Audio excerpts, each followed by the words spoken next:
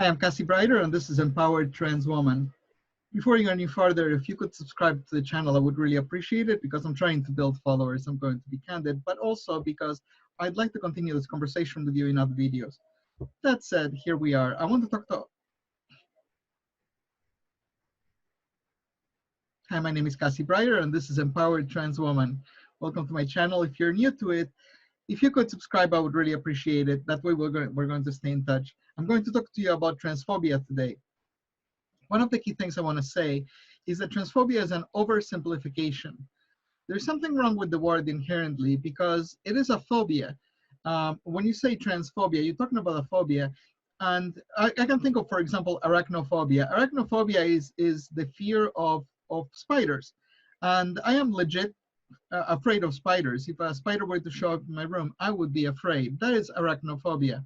And it's not pronounced in my case. I don't freak out and go climbing furniture or freak out, but I notice and I back off and I have to deal with it. That's a mild case of arachnophobia. That is a phobia. That is not being comfortable with something and it elicits the fight or flight reaction. I don't know that it's the appropriate term for the condition that people are referring to when they say homophobia and when they say transphobia. Let me explain why. Okay.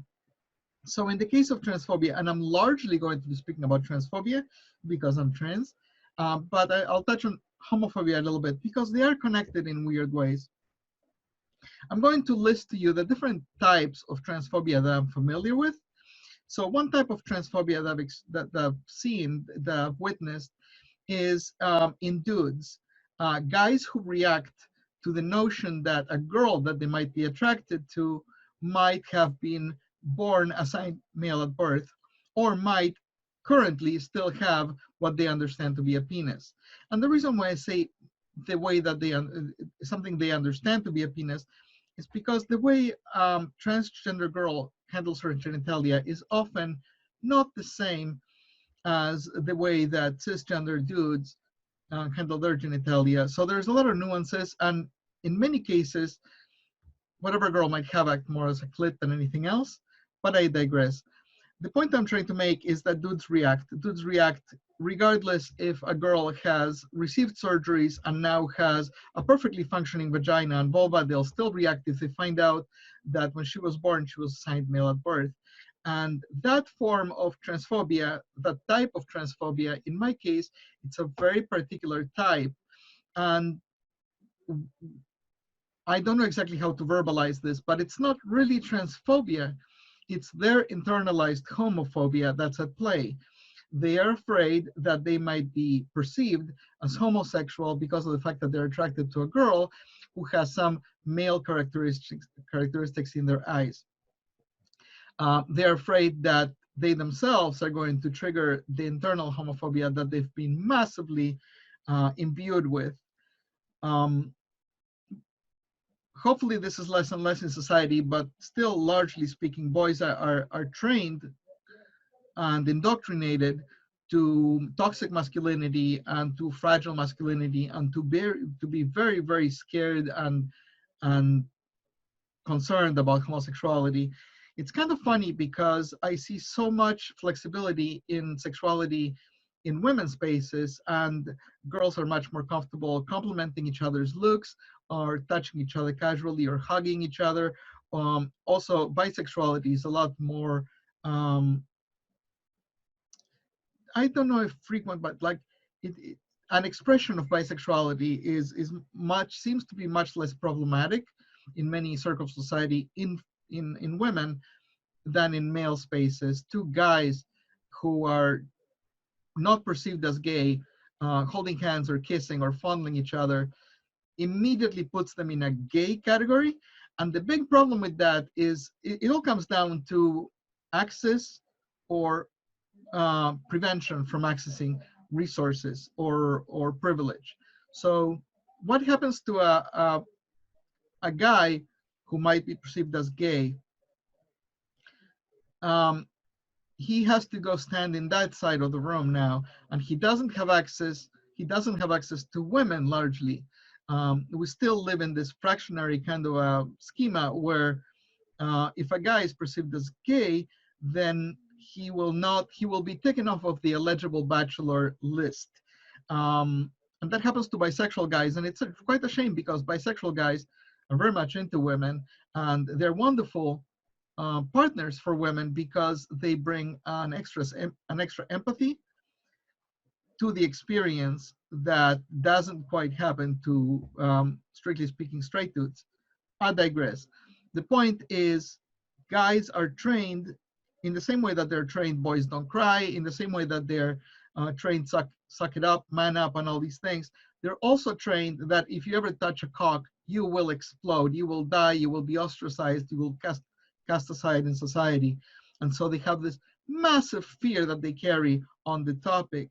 So when they're attracted to a trans woman, that activates, and that self-hate and that fear activates. And it's not really about the girl, it's about their internal narrative. That's my story and I'm sticking to it. If you disagree, feel free to comment below, but I have more. So that is one type of transphobia. There's a term for trans girls that are like in clubs and stuff like that. It's called trade. And trade is a dude that'll hit on trans women, but always on the down low, doesn't want to be seen in the light of day with us, and will not invite us home to mother, and will not announce, this is my girlfriend, on Facebook. This kind of guy is really, really dangerous to trans women because there are women who get murdered because of it. And by the way, all this tranny surprise nonsense that gets put into society about like, oh, I didn't know she was trans, is bullshit. These men seek us out, they know exactly what they're getting, and then when they fear being outed, when they feel that their masculinity, their fragile masculinity is being threatened, that's when they reverse their position and they're like, oh, I didn't know, I had no idea. In the same way that people walk into a hospital emergency room having no idea how that plunger got into their ass or how that plastic toy got in their ass and got stuck in there. Oh, I fell. No, you knew exactly what you were doing, and it just didn't go exactly as you planned, or it activated some emotions, and now you're backstepping. That's transphobia in men. I'm done with that. I'm moving on to the next thing. Okay, let's talk about TERFs for a second. So TERFs, trans-exclusionary radical feminists, who are neither feminist nor radical, but they're exclusionary for sure. These women have a different type of transphobia. And one of the best ways that I can explain the TERF type of transphobia is it's the mean girls, it's the heathers, it's the you can't sit with us kind of a narrative that happens sometimes in women's spaces, but it's more than that. I had this group of friends, and 4 of them were roommates for a really long time, and then for 4 years, and then the 5th roommate moved into the house for the last 3 months, just as the lease and the contract was expiring. Toward the end of that contract, the 5th roommate posted a bunch of pictures from a gathering and talked about her experiences at this house and how much this house meant to her. What's really funny is one of the longstanding roommates was really mad at her, and the narrative was, you didn't live with us for 5 years. You're a late arrival. You don't know what you're talking about, and you're appropriating this experience.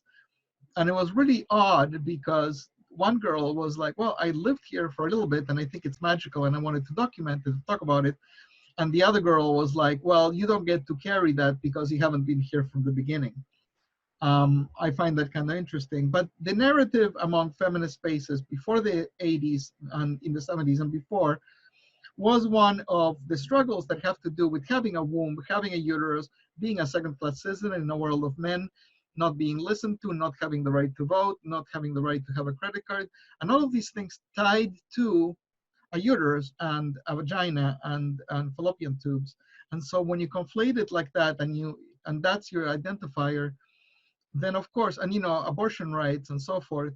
And yes to all that, by the way, I think that's entirely legitimate, and I'm a big champion of abortion rights and reproductive rights, and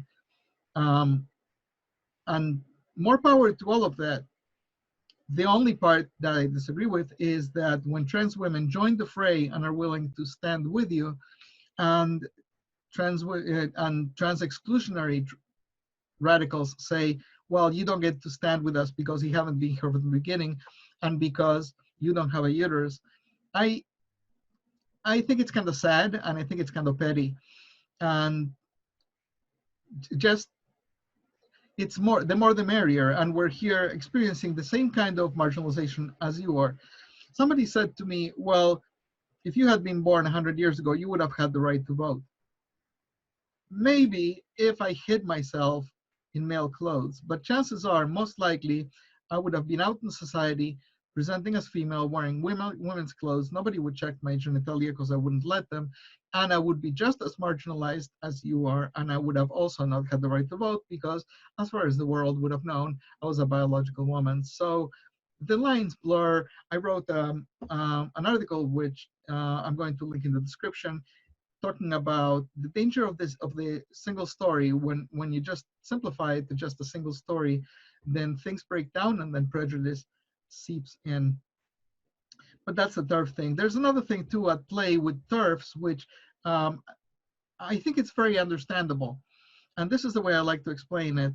I'm from Argentina originally. If you move to Argentina, you spend 2 weeks there, 3 weeks there, they're going to consider you one of their own. They're going to consider you an Argentinian, maybe an Argentinian with a funny accent, but they'll consider you one of us. However, if you move to China, you could be there 10 years, you could own property, you could have kids there, but you'll still be that foreigner. So cultures accept or reject differently and react xenophobically differently. Um, it's worse than that if the countries are at war. Japanese Americans living in Washington State and other places were put in prisons, in concentration camps during World War II.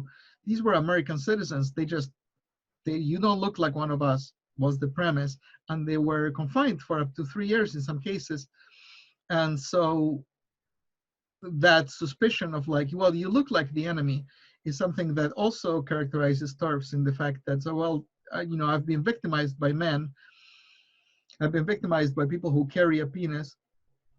You look a lot like a man. You look a lot like somebody who carries a penis. I can't trust you.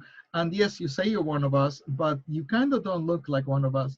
And it's the same idea of why the Japanese Americans were put in prisons. You don't look like one of us. And it's a question of suspicion. It's a question of fear.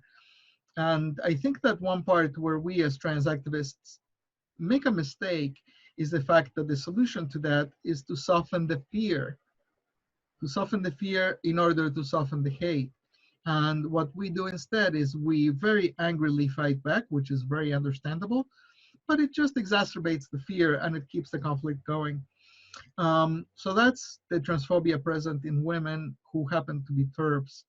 Then there's another kind of transphobia that I see in parents and in friends, which is a really kind of inadvertent kind of transphobia, which comes from privilege. It comes from not having had this experience, not be faced with this problem, and just kind of denying it for the sake of convenience, and denying it for the sake of you don't want the journey, you don't want the trouble. So your child tells you that they're trans, and you just want to shut it all off, and you want to, well, are you really? And you question it and you push back because you just don't want that story to complicate your life.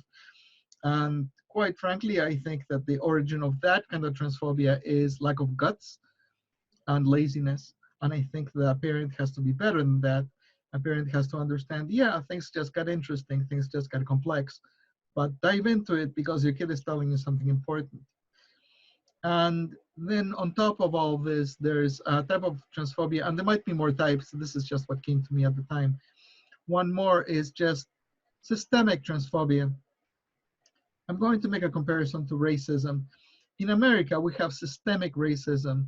It's everywhere. It's in our institutions. It's in the way that um, the police deal with different populations. It's in the kind of pictures that show up places, and how often the white race is overrepresented and people of color, especially Black people, are underrepresented in American society.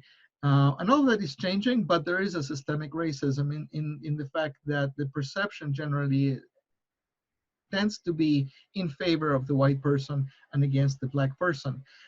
That's systemic racism. It's something that you have to actively fight in raising your kids, because otherwise they're going to have it in their blood. It's something that's everywhere. It's the soup that we swim in, so you have to actively counteract it. You can't just be lazy in front of systemic racism. You have to talk to your kids about it, and you have to overcome it. And you have to get them exposed to different cultures and different colors of skin until you see them not be impervious to these ludicrous notions of a superior race or this othering. And I'm making that as a jump off comparison in the fact that with trans people, we are very much perceived as other and very much perceived as weird by a lot of people in society. Most people in society haven't met a trans person. We're a small minority. So it's important for representation to happen, for visibility to happen. Our stories are beginning to be told in TV and movies, thank gosh. I love the fact that there's more trans actors on movies and TV, and people get to see us, and people get to see that we're not this sensationalistic, over-sexualized stereotype, and we are just people that go to work and people who buy groceries and use the restroom and travel on the bus and buy cars back to their homes.